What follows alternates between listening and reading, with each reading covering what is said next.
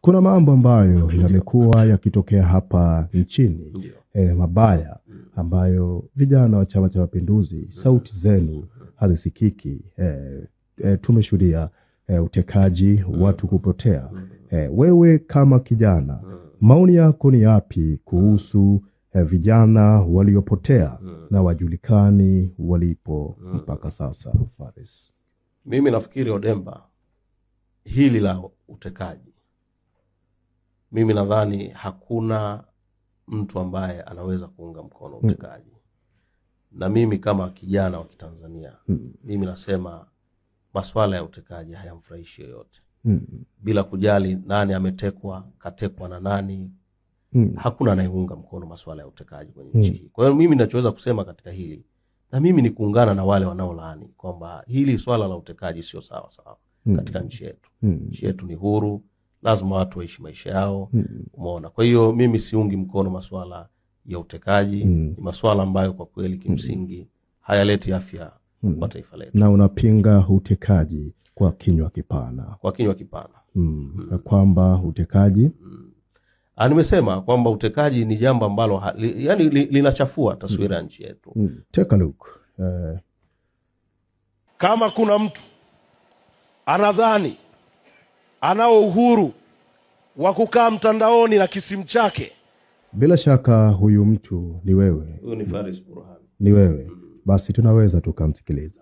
Anadhani anao uhuru wa kukaa mtandaoni na kisimu chake, anashinda asubuhi kutwa nzima anatukana viongozi. Jeshi la polisi, hawa tukiwapoteza msiwatafute hawa. Piga makofi kwa sisi.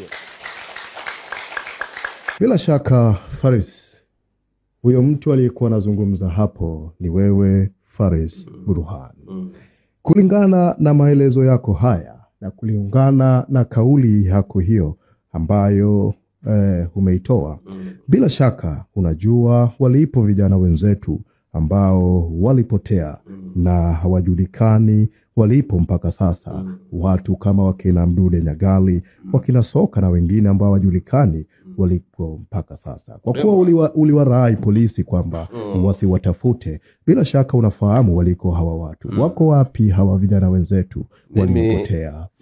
Mimi la kwanza niseme, hiki ulichokionyesha hapa, huyu ni mimi. Lakini kitu ninachoweza kusema, jambo lolote ndugu Odemba linatokea katika muktadha. Yaani tunapokuwa tunaliangalia jambo, lazima tuliangalie katika muktadha. Hilo jambo limetokea wapi?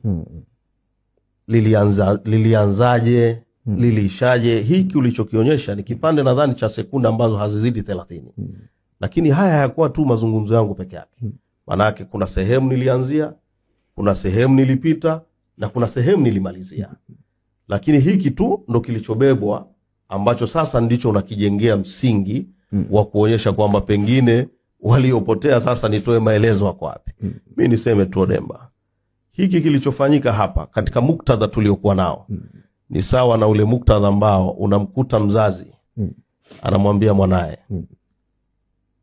Odemba, usipofanya hiki takukata miguu. Usipofanya hiki takukata kichwa. Hivi kuna mzazi anayeweza kumkata mwanae kichwa? Dhamira yako ilikuwa ni nini kwenye hiyo kauli ya kwamba waliopotea jeshi la polisi wasihangaike kuwatafuta? Maana kivyo vyote vile mtakuwa nao. Ndio maana nikasema muktadha. Ulimaanisha nini kwenye muktadha wa jambo lenyewe? Muktadha wake ulikuwa ni muktadha wake, kwanza hiki ilikuwa ni kikao cha ndani, haukuwa mkutano wa hadhara. Maana yake hapa tulikuwa tunafundana vijana wa CCM na wana CCM kwa ujumla. Maana yake tulikuwa tunapeana misingi, swala zima la vijana kulinda taswira ya nchi yetu, kuilinda serikali yetu, kukilinda chama chetu, kuwalinda viongozi wetu. Na haya maneno unayoyaona hapa ilikuwa ni sehemu ya kuongeza sauti katika kukoleza ile dhamira ile ambayo sasa lazima vijana tuwalinde viongozi wetu, lazima vijana tuwasimamie viongozi wetu. Hakuna kijana anayeruhusiwa kumtukana kiongozi wake. Hiyo ulikuwa msingi wa mazungumzo hayo. Na ndio maana haya mimi binafsi siwezi kuyahusianisha na msingi wako wa utekaji na mambo mengine. Hii ni nje ya context hiyo. Manake ulisema waliopotea. Sio waliopotea. Hiyo haisemi waliopotea, inasema tukiwapoteza. Haisemi waliopotea. Manake mkiwapoteza jeshi la haisemi waliopotea. Hawa waliopotea manake mmewapoteza bila shaka. Si kweli. Ndio maana nikasema muktadha huo hauendani na hicho kitu. Huu ulikuwa ni muktadha ambao kilikuwa ni kikao cha ndani. Nini hasa ulichokuwa unakimaanisha kusema kwamba tukiwapoteza msiwatafute? Kimsingi nimekueleza yalikuwa ni makanyo. Ilikuwa ulikuwa unawakanya watu gani? Wana CCM, kwa sababu haukuwa mkutano wa hadhara. Ulikuwa ni kikao cha ndani cha wana CCM. Hapa ukutaja wana CCM. Umesema vijana ambao wanawakesha mtandaoni wakiwatukana viongozi. Na ulienda mbali ukisema ya kwamba mnafahamu gharama ya kumpata kiongozi. Je, wewe unafahamu gharama za kumlea mtoto mpaka nafikia hatua hiyo? Hilo Demba halipo katika muktadha huo. Na mimi niseme tu kwa sababu umekoma nalo kwa muda mrefu sana.